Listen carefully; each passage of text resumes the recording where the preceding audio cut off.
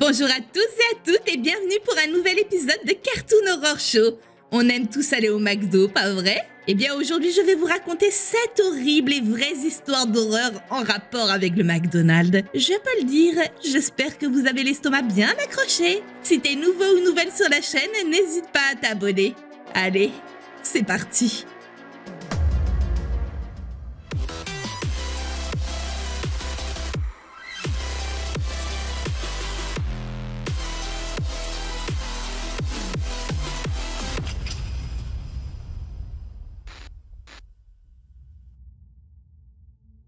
J'avais 19 ans à l'époque. J'avais eu une superbe opportunité pour aller à l'université. Mais les choses étaient tombées à l'eau au bout de quelques mois et en gros, je n'avais plus le droit de retourner dans cette université. Je ne vais pas rentrer dans les détails, mais je me suis retrouvée coincée.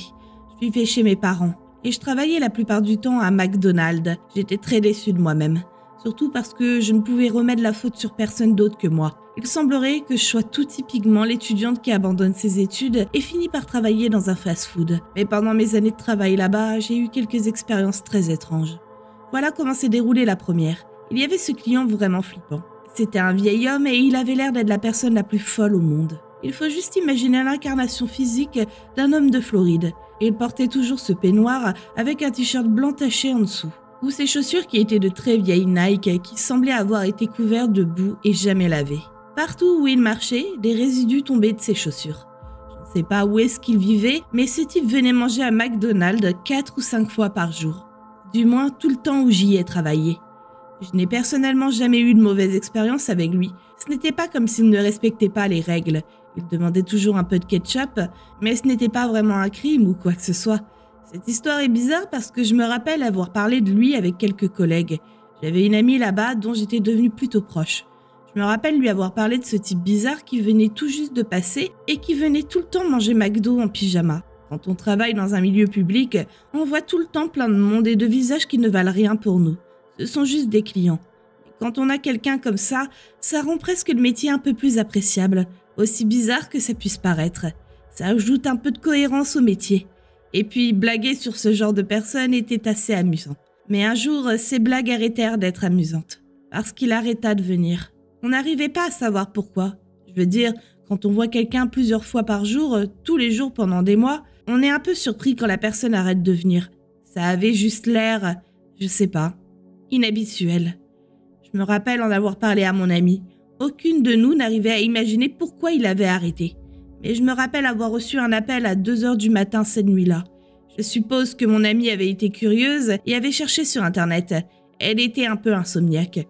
Je suppose qu'il avait été arrêté pour multiples accusations de drogue. Elle avait trouvé une photo de lui dans la base de données publique du département de police de notre comté. Sur la photo d'identité, il portait le même peignoir dans lequel on le voyait toujours. C'était intéressant et très bizarre de me dire que quelqu'un que j'avais vu et avec qui j'avais interagi plusieurs fois par jour était en fait un dealer. Mais je suppose que c'était comme ça. Une autre de mes expériences à McDonald's fut très mauvaise. Je ne vais pas mentir. Ça me fait vraiment flipper et douter de l'humanité. Donc voilà ce qui s'est passé. Je travaillais dans l'équipe de nuit. Il devait être environ minuit et on n'avait aucun client. On avait déjà nettoyé toutes les machines autant qu'on le pouvait et il n'y avait vraiment pas grand-chose à faire. On vivait dans une petite communauté, alors il n'y avait vraiment pas beaucoup de monde qui venait manger à une telle heure. On avait un client de temps en temps, mais en majeure partie, on restait là à rien faire. C'était particulièrement calme cette nuit-là. Je me rappelle être sortie pour vérifier les poubelles de l'autre côté du magasin. De temps en temps, on oubliait de les vider. C'était directement à l'arrière du restaurant et pas visible depuis l'endroit où on travaillait généralement. Je me rappelle être allée là-bas et il y avait 2 gros sacs poubelles qui devaient être sortis. Mais ils étaient trop lourds pour les sortir en même temps, alors je fis ce que n'importe quelle personne saine ferait. Je les emmenais un par un. Je me rappelle avoir emmené le premier, l'avoir jeté dans la benne et m'être fait un peu mal au dos en le faisant. Je l'avais jeté de manière un peu théâtrale et je l'avais senti passer. Je retournais dans le restaurant pour récupérer le 2e sac poubelle et je retournais dehors. J'étais à environ 10 mètres de la poubelle lorsque je vis quelque chose qui me choqua. Je lâchai le sac poubelle, je n'en croyais pas mes yeux. Il y avait un chiot mutilé. Je ne savais pas s'il était encore en vie ou pas. Il ne bougeait pas du tout. Je fis un pas en avant pour essayer de mieux voir et je sentis mon cœur s'arrêter de battre. C'était la chose la plus terrifiante que j'avais vue de mes propres yeux. Il était sans aucun doute mort. Il n'était pas appuyé contre la benne, mais c'était juste horrible à voir. Je courus à l'intérieur et demandai à mes collègues ce qu'il fallait faire. On décida d'appeler la police, mais ils ne nous aidèrent pas beaucoup. On était vraiment terrifiés. Qui aurait pu faire ça? Et pourquoi avoir laissé le chiot ici et pas ailleurs? Ce qui me terrifie toujours, c'est que peu importe qui avait fait ça, la personne avait attendu que je retourne à l'intérieur et pendant les quelques secondes avant que je ressorte, l'avait déposé juste à côté de la benne. J'imaginais que cette personne m'observait, mais je ne savais pas trop quoi en penser. Notre McDonald's n'avait pas de caméra de surveillance à l'extérieur, à part celle du drive, alors il n'y avait aucun espoir de pouvoir identifier qui avait pu faire ça. Ça me rend encore malade de penser à quoi pourrait ressembler cette personne. Alors, à l'époque, j'étais une fille de 16 ans qui travaillait à McDonald's. Et à ce McDonald's, quand on est au drive avec le casque, on doit normalement être à la première fenêtre pour aussi encaisser les clients. À cette époque, j'étais manager du service client. Je devais donc être à la réception, mais 99% du temps, ils avaient besoin de moi en caisse. C'était une journée comme les autres. Je faisais un long service, mais ça restait une journée normale. Ce jour-là, je me trouvais à la première fenêtre avec le casque. Et mon casque se mit à vibrer pour m'informer que quelqu'un arrivait dans la file du drive. Je passais alors la première fenêtre pour répondre à mon client et voici comment la conversation se déroula. « Bonjour et bienvenue à McDonald's. Qu'est-ce que vous désirez ?»« Oh, waouh, vous avez une très belle voix. » Sa voix était très sourde et rauque, mais pas rebutante. Tout un tas de clients différents viennent à McDonald's chaque jour. Alors rien ne m'alarma à ce moment. Mais sa voix était très reconnaissable. « Merci monsieur, c'est très flatteur. Qu'est-ce que vous désirez ?»« J'ai pas encore décidé. Est-ce que je peux avancer jusqu'à la première fenêtre et décider là-bas? Je veux voir à qui je parle. » Alors il n'y avait pas beaucoup de monde et à ce moment-là, le type louche n'était pas encore louche. Je veux dire, il n'avait fait que me complimenter et ça arrivait souvent que les gens se plaignent de ne plus avoir de contact avec nous. Donc ce n'était pas du tout inhabituel d'avoir une telle demande. « D'accord monsieur, allez-y. » Waouh, vous êtes aussi jolie que votre voix. Merci monsieur, est-ce que vous avez décidé ce que vous allez manger? Vous êtes sur le menu? Je ne pris pas ça au sérieux. C'était mon premier boulot et je n'étais pas du genre à être impoli quand quelqu'un me faisait un compliment. Je dois aussi souligner que cet homme devait avoir environ 60 ans. Je me rappelle qu'il avait un œil paresseux qui regardait vers la gauche, d'horribles dents et des cheveux noirs épars. À ce moment-là, je commençais un peu à être mal à l'aise, mais tout à fait prête à prendre sa commande. Je vais prendre un cheeseburger. Très bien, vous voulez payer par carte ou en espèces? Sans répondre à ma question, il commença à me demander d'où je venais et quel âge j'avais, etc., etc. Mais ce n'est pas avant ces dernières questions que je commençais vraiment à avoir peur. À quelle heure vous finissez? 19h30, pourquoi? Je ne finissais pas vraiment à 19h30, mais c'était la première heure qui m'était venue à l'esprit. Je finissais plus tard et j'allais probablement faire des heures sup, mais je n'allais certainement pas lui dire. Vous savez, on peut se voir si vous voulez. Je peux venir vous chercher dehors et on pourrait aller quelque part. Tout au long de cette phrase, il avait cet horrible sourire sur le visage et il me faisait tout un tas de clins d'œil. Je suis vraiment désolée, monsieur, mais je n'ai pas le droit de sortir avec des clients en dehors du travail. C'est contre la politique du personnel. C'était un énorme mensonge, mais je voulais qu'il me laisse tranquille. Et je ne savais pas quoi dire d'autre que ça à ce moment-là. Il continua d'insister, mais sans voir le tableau, j'abrégeai la conversation. « Pardon d'être impoli, monsieur, mais est-ce que je pourrais avoir l'argent pour votre cheeseburger ?»« Ah ouais, pardon. On se voit à 19h30. » Puis il avança jusqu'à la prochaine fenêtre. J'étais estomaquée. Je lui avais dit que je ne voulais pas le voir. J'étais un peu choquée, mais je n'allais pas lui donner la satisfaction d'aller là-bas pour lui parler à nouveau. Ma collègue vint me voir pour me dire « Oh, ce type avait un gros crush sur toi et voulait ton numéro, mais je ne lui ai pas donné. Il pourrait être ton père. » Bref, je lui expliquai en détail ce qui s'était passé et à quel point j'étais mal à l'aise. Une fois que 19h30 arriva, ma collègue était terrifiée. Le type m'attendait dans sa voiture sur le parking, comme il l'avait dit. Il était garé au milieu du parking et fixait le restaurant des yeux. Notre parking n'était pas très grand. Il n'y avait que 4 rangées de places. Il n'était donc pas si loin et m'aurait vu au moment même où j'aurais passé la porte. À ce moment-là, j'avais vraiment peur et me dirigeais à l'arrière du restaurant en espérant qu'il ne puisse pas me voir. J'y restais pendant environ 40 minutes avant d'être sûre de pouvoir sortir en sécurité. Avance rapide à la semaine suivante. Le type louche était de retour au drive. Et devinez qui était au casque à la première fenêtre? Moi. J'entendis sa voix et la reconnus immédiatement. « Hé, j'espérais entendre ta voix à nouveau. Pourquoi t'es pas venu l'autre jour ?»« Une petite seconde, monsieur. Je m'occupe de vous dans une seconde. » Je passai tout de suite mon casque à mon manager et lui expliquai rapidement la situation. Il prit ma place avec plaisir et s'occupa du client de bout en bout. Lorsque mon manager revint pour m'avertir qu'il était parti, il m'expliqua que le type lui avait demandé mon nom, mon prénom et mon adresse. Mon manager me raconta que c'était le client le plus flippant qu'il avait jamais vu, mais que je n'aurais plus jamais à m'inquiéter à son sujet. Si jamais il revenait pendant mes heures de travail, mon manager me laisserait aller à l'arrière pendant qu'il s'occuperait de lui. Il posait des questions sur moi chaque fois qu'il venait. Je suis une fille de 16 ans qui travaille comme manager du service client en salle chez McDonald's. À l'heure où je travaille, quand on est en salle, on doit porter une chemise blanche à rayures, un foulard de cou jaune et une jupe droite, juste sous le genou, avec une légère fente à l'arrière. J'attache toujours ma chemise jusqu'en haut pour toujours avoir l'air très modeste, et je dirais jamais que je trouve les uniformes de McDonald's jolis. Bref, quand je travaillais chez McDonald's, je me donnais toujours à fond dans tout ce que je faisais. Alors je savais être au drive, en caisse, aux boissons, au service, etc. J'ai aussi toujours été quelqu'un qui discutait volontiers avec les clients pour rendre leurs expériences agréables et éventuellement leur donner envie de revenir. J'étais en caisse lorsque ce type chelou passe à la porte. C'était un grand bodybuilder blond, mais qui devait avoir au moins la cinquantaine.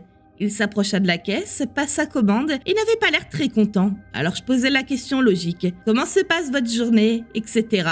On discuta de tout et de rien jusqu'à en arriver à nous raconter nos journées. Après ça, il lança. C'est agréable de voir quelqu'un sourire ici pour une fois. Tout le monde est tellement grincheux. Compliment plutôt gentil, j'avais l'habitude. Mais il avait raison. Peu de gens ici aimaient leur boulot. Mais bon, enfin, c'est McDonald's. Il commençait à venir environ une fois par semaine, le mercredi matin.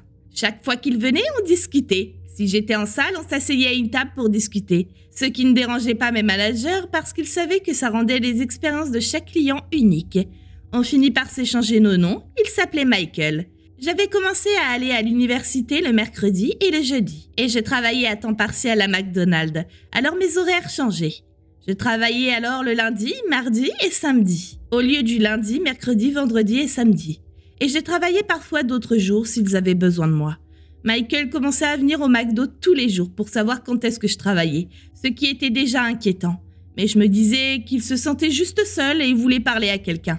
Bref, il finit par comprendre mes horaires et commença donc à venir le mardi après m'avoir demandé pourquoi je n'étais pas là le mercredi et dit que nos conversations lui manquaient. Il faisait ce truc où il laissait quelqu'un d'autre entrer avant lui pour pouvoir venir à ma caisse. Il attendait sur le côté pour que je le serve. Ce qui était étrange mais ne m'inquiétait pas. Je me disais qu'il aimait se faire servir par quelqu'un de souriant et qu'il s'était habitué à moi. Encore une fois, on discuta lorsqu'il arriva et c'est à ce moment-là que les choses devinrent un peu étranges. On discutait assis sur une table lorsqu'il décida de vraiment s'ouvrir à moi.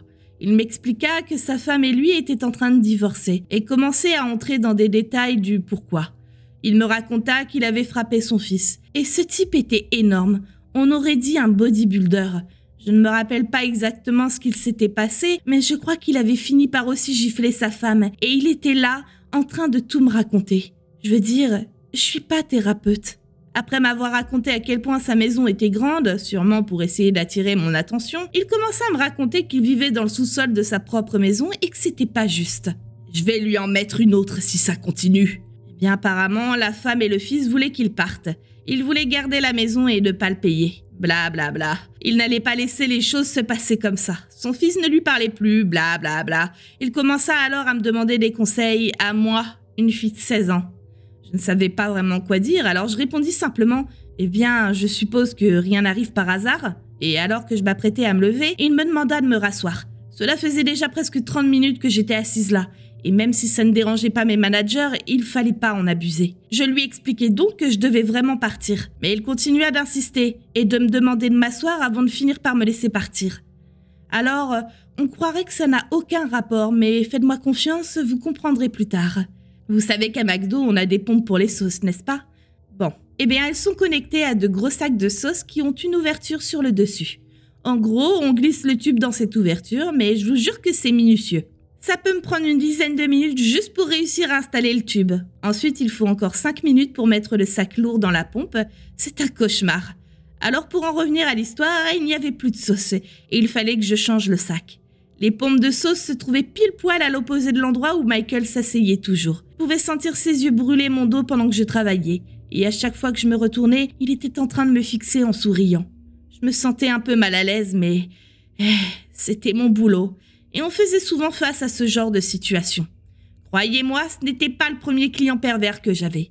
Il revint encore plusieurs fois, et à chaque fois je me sentais de moins en moins à l'aise. Il commençait à être un peu plus personnel. Il me disait qu'il me trouvait très jolie et qu'on devrait aller boire un café un de ces jours. Proposition que je refusais poliment. Michael me dit alors ceci. « Je peux te demander quelque chose de personnel ?»« Ça dépend ce que c'est. Je ne peux pas vraiment promettre de te répondre. Est-ce que t'es vierge ?» Je ne répondrai pas à ça. « Tu fais quel bonnet ?»« J'ai un copain. Et je suis pas à l'aise avec ce genre de questions. » « Est-ce que t'aimes ton copain ? Est-ce que tu le quitterais pour moi ? » Mon copain est derrière le comptoir et je ne suis pas sûre qu'il apprécierait que vous me posiez ce genre de questions. Bon, assure-toi qu'il te traite correctement. T'es adorable. Bref, je vais pas revenir pendant un moment. Alors est-ce que je peux avoir ton numéro ? Non. Je suis pas sûre que mon copain apprécie non plus. Après ça, je me réfugiais dans l'arrière-salle pour me calmer. Après cette situation très troublante pour moi. C'était un homme plus âgé qui se comportait bizarrement et me posait des questions très inappropriées. Il connaissait mon âge puisque je lui avais déjà dit. La journée continua, il était parti et j'avais continué à travailler puis j'étais rentrée chez moi. En me réveillant le lendemain matin, j'avais reçu un message sur WhatsApp, un sur Facebook accompagné d'une demande d'amis ainsi qu'un nouvel abonnement sur Instagram. C'était Michael. J'ignorais comment, mais il avait trouvé tous mes comptes privés juste avec mon prénom. Je ne savais pas comment il aurait pu trouver à part en demandant mon nom de famille et mon numéro de téléphone à un de mes collègues. Il avait peut-être été amical avec l'un de mes collègues et avait dégoté mon numéro, je sais pas. Il m'avait envoyé un message disant qu'il avait besoin de voir plus de photos de moi. Mais il voyait déjà ma photo de profil et mes photos WhatsApp. Il m'avait aussi envoyé un autre message en disant qu'il adorait regarder mes fesses quand j'étais penchée et à quatre pattes au sol pour placer les sacs de sauce et m'expliquer toutes les choses qu'il aimerait me faire. À ce stade, je flippais vraiment et décidé de le bloquer partout. Je reçois encore parfois des messages venant d'autres comptes qu'il a créés dans lesquels il me souhaite un joyeux Noël, etc. Même s'il aurait dû comprendre que je ne voulais pas lui parler. Heureusement pour moi, je déménageais environ une semaine après cela. Dieu merci.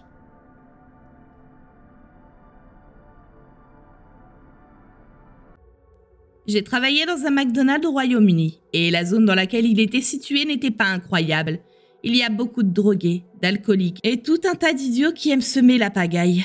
Je suis généralement plutôt douée pour me défendre et me débarrasser des problèmes, mais cette rencontre m'avait vraiment fait flipper. C'était donc il y a quelques semaines et je travaillais au drive, à la fenêtre de collecte. Ça arrive que des hommes fassent des commentaires sexuels en passant au drive parce qu'ils ne peuvent pas vraiment leur arriver quoi que ce soit. En revanche, cet homme passa au drive et fit un commentaire sur mes superbes lèvres avant de me demander de le rejoindre derrière pour en faire bon usage. Je refusai aussi poliment que possible et lui demandai d'avancer alors qu'il bloquait la queue des voitures derrière lui. Il avança alors et je pensais que le supplice était terminé.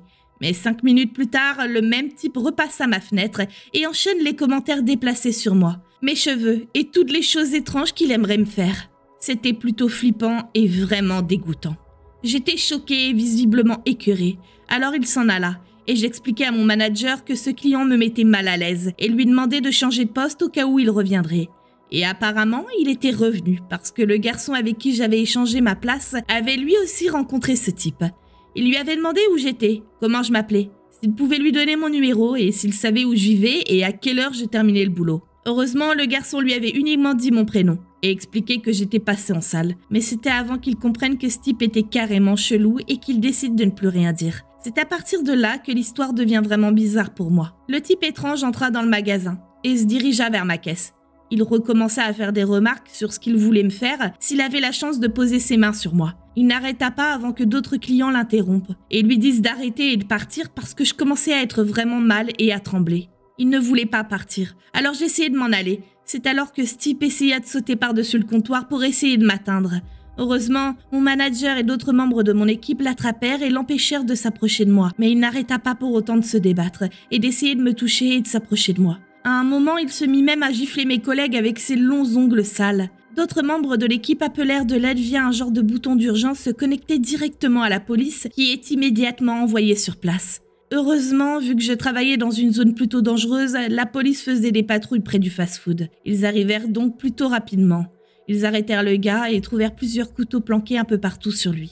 Des couteaux de l'armée, des couteaux de poche et même des petits couteaux de cuisine tout simples. Alors qu'il l'emmenait, il continuait de crier qu'il allait m'attendre devant le restaurant tous les jours et qu'on était faits l'un pour l'autre et toutes les choses qu'un fou hurlerait. Mon manager me renvoya chez moi en taxi et je ne revis plus jamais ce type, sa voiture ou quoi que ce soit en lien avec lui. Et j'en remercie ma bonne étoile. Cette histoire s'est passée il y a environ 18 mois. Je vivais seule à 19 ans et un soir, je décidai de marcher jusqu'au McDonald's, comme je le faisais de temps en temps. Je vivais à environ 1 kilomètre de McDo, ce n'était pas la zone la plus sûre. Il y avait beaucoup de monde qui errait dans les rues et beaucoup d'addicts et de criminels. Je commençais à marcher et vis 2 gars d'environ mon âge de l'autre côté de la rue. Dans cette situation, c'est important de noter que ma maison et le McDo étaient sur la même rue principale, en face de 3 grands campings sur la plage. Je pouvais sentir leurs yeux sur moi, alors que je les dépassais, mais je ne relevais pas la tête. Ils traversèrent la route et commencèrent à marcher derrière moi. Ils étaient suffisamment proches pour que je les entende rire et siffler. Ils attendirent dans l'angle alors que j'entrais dans le McDo, et je pouvais les voir m'observer. Je sortis du McDo par la porte arrière et empruntai les petites rues sur 3 pâtés de maison, avant de trouver le courage de reprendre la route principale. Ils étaient juste là, et commencèrent à nouveau à me suivre. Ils gagnaient rapidement de la distance sur moi. Je marchais aussi rapidement que possible, sans courir, parce que je savais qu'ils me rattraperaient. J'arrivais à l'angle d'un 7-11 et tournai dès que je fus hors de la rue. Je courus derrière le magasin et me planquai entre une benne et un buisson. Je restai là pendant 20 à 25 minutes avant de sortir lentement et rejoindre la prochaine petite rue. Je continue sur cette rue jusqu'à rejoindre d'autres magasins derrière la rue principale. Ils attendaient sous un lampadaire en plein sur mon chemin. Je me figeai et reculai lentement et prudemment, essayant de ne pas être vue ni entendue. Je courus à nouveau jusqu'à une petite ruelle et finis par faire le tour de maison et sauter par-dessus mon grillage. Après ça, et quelques autres expériences similaires, sortir de chez moi seule m'angoisse énormément. Je ne pense plus le faire. Tout cela vient littéralement de se passer dans la dernière heure. J'ai terminé le travail à 18h30 et je suis allée au McDo prendre un café glacé. Je me place dans la file du drive et il y a un pick-up rouge devant moi avec le coffre recouvert. Il est super large, alors je ne vois pas ses rétroviseurs et donc je n'arrive pas à voir qui est à l'intérieur.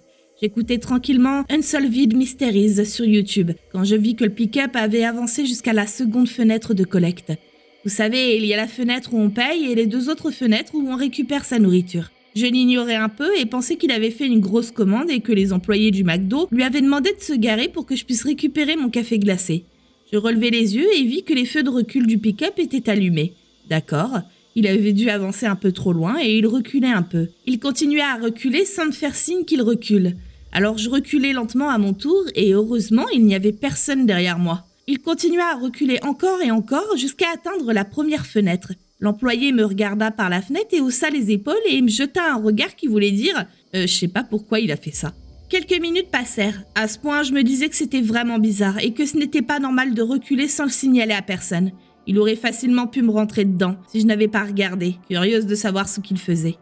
5 minutes s'étaient alors écoulées. Aucune nourriture n'est donnée à personne. Je voulais juste mon café glacé, alors j'étais un peu agacée qu'il ait reculé alors que je m'étais dit qu'on lui avait demandé d'aller à la seconde fenêtre parce que je voulais simplement un café glacé. Mais il avait soudainement dû se dire que de refuser de faire cela forcerait les employés à lui préparer sa nourriture plus rapidement. Alors il avait reculé jusqu'à la première fenêtre. Je ne savais pas. Bref, je continuais d'attendre mon café lorsque je vis la porte du côté passager du pick-up s'ouvrir. Un vieil homme qui semblait avoir environ 65-70 ans sortit du véhicule. Il portait une salopette kaki et un t-shirt blanc sale. Il commença à lentement marcher jusqu'à ma voiture et je pensais qu'il venait peut-être s'excuser pour ne pas m'avoir prévenu qu'ils allaient reculer. Il s'approcha de ma fenêtre côté passager, se tourna pour faire face à la fenêtre et commença à me fixer. J'attendais qu'il me fasse signe de baisser ma fenêtre en me disant qu'il avait quelque chose à me dire, mais il ne fit rien. Il restait juste là, à me fixer. Il commença à lever sa main vers la poignée de portière. Je verrouillai rapidement la voiture. Il grimaça et retourna au pick-up avant de remonter côté passager. Le pick-up s'en alla à la seconde où la porte passager se referma. Ils partirent sans nourriture ni autre. J'avançai jusqu'à la fenêtre pour enfin récupérer mon café glacé. Et cela faisait déjà bien plus de 10 minutes à ce stade. Mais je m'apprêtais enfin à rentrer. J'avais plein de questions sans réponse. Pourquoi ils avaient reculé sans prévenir? Pourquoi ils avaient reculé tout court? Et pourquoi il était sorti du pick-up? Pourquoi il allait ouvrir ma portière? Pourquoi il n'a rien dit? Pourquoi ils sont partis sans nourriture ni boisson? Ce n'est peut-être pas la chose la plus terrifiante, mais toute cette épreuve m'avait rendue tellement anxieuse que je tremblais sur tout le chemin du retour. J'aurais voulu avoir une idée ou comprendre ce qu'il venait de se passer. C'était clairement mon expérience la plus flippante à McDonald's, et j'espère vraiment ne pas en avoir d'autres. Cette histoire s'est passée le mois dernier, mais je l'avais complètement oubliée jusqu'à ce que je lise l'histoire récente sur le vieil homme qui avait reculé avec son pick-up dans la file du drive alors que la cliente d'après attendait son café, qu'il était alors sorti et avait essayé d'entrer dans sa voiture. Mon histoire n'est clairement pas aussi flippante, mais quand même un peu à mes yeux. Bref, ma fille et moi étions passés au drive pour une petite fringale tardive. Et alors que je passais commande, ce type était apparu depuis l'angle du bâtiment en courant et avait sauté devant ma voiture. Mon petit Yorkshire, Obi, qui était assis sur mes genoux, n'apprécia pas du tout. Habituellement, il aime tout le monde. Mais pourquoi serait-il mignon avec un type étrange qui marche comme un tueur en série vers ma voiture? J'arrêtais la commande alors qu'Obi devenait folle. Et mon regard alternait entre ce type et une potentielle sortie rapide au cas où le gars se mettrait à courir vers nous. Le type continua de marcher d'un pas lourd vers nous, mais il commençait aussi à aboyer d'une voix profonde et menaçante comme un gros chien, en fixant directement Obi. J'avais peur qu'Obi saute par la fenêtre pour l'attaquer, mais mes mains étaient figées sur le volant. Et d'un coup, j'étais furieuse. Il était en train de nous faire peur à ma fille et moi, et il faisait flipper mon chien. J'eus soudainement l'idée folle de faire ronfler le moteur et renverser cet idiot. « Bouge, débile! Tes aboiements de merde m'empêchent de commander mon Royal Cheese !» Bien sûr, je n'aurais jamais fait ça en temps normal, mais j'étais à 2 doigts de faire demi-tour et de partir. Il s'arrêta soudainement d'aboyer et repartit en courant par là où il était arrivé. Tout cela s'était passé en à peine 30 secondes, mais j'étais secouée et tendue sur tout le chemin du retour. Ma fille avait trouvé ça drôle, mais pas moi. Il avait peut-être fait ça pour blaguer, mais ça ne m'avait clairement pas amusée. Cette histoire s'est passée en 2006 alors que j'avais 11 ans. Mon cousin Aaron passait la semaine avec ma sœur et moi pendant les vacances d'été. À un moment de la semaine, ma mère décida de tous nous emmener à McDonald's. On commanda et on alla s'installer au fond du McDo pour s'asseoir à une table connectée à un de ces super longs box le long du mur à côté des toilettes. Assis dans le même box, mais quelques tables plus loin, se trouvait un homme âgé seul. Il devait avoir la soixantaine. Il était un peu en surpoids. Il avait une calvitie et il portait d'énormes lunettes des années 80. Il portait un t-shirt sale avec un jogging gris. Je l'avais remarqué en entrant, mais il gardait la tête baissée et ne nous portait pas vraiment d'intérêt. Alors je faisais comme s'il n'existait pas et oubliais presque qu'il était là. Ma mère avait mis mon frère dans son siège bébé près de la table et elle lui donnait des frites. Il avait dû avaler de travers ou alors il était malade parce qu'il commençait à vomir partout. Ma mère l'attrapa et l'emmena rapidement aux toilettes, suivie par ma sœur pour l'aider. Il ne restait plus qu'Aaron et moi à la table. Soudainement, le vieil homme se mit à nous regarder et à essayer de discuter avec nous. Il commença avec un simple « Hé, comment vous allez ?» Puis il continua en disant qu'il espérait que mon frère allait bien. Alors on répondit poliment en pensant qu'il venait simplement nous dire ça. Mais il commença immédiatement à agir bizarrement. Il nous demanda nos âges, alors on lui donna. Puis il commença à nous demander nos noms et où travaillaient nos mères. Étant des enfants, on lui répondit aussi. L'homme regarda alors son téléphone avant de nous dire que ma mère lui avait envoyé un message expliquant qu'elle en avait pour un moment dans les toilettes et qu'il devait nous ramener à la maison parce qu'il commençait à être tard. Mais je savais que ma mère n'avait jamais parlé à cet homme. Alors, même enfant, je savais que quelque chose clochait. L'homme attrapa alors nos mains en disant qu'on devait se dépêcher. Il nous tirait pratiquement dehors. Une fois à l'extérieur, cet homme commença à nous tirer vers un vieux van blanc délabré. Il ouvrit la porte arrière et expliqua qu'on pouvait s'asseoir là pour la route.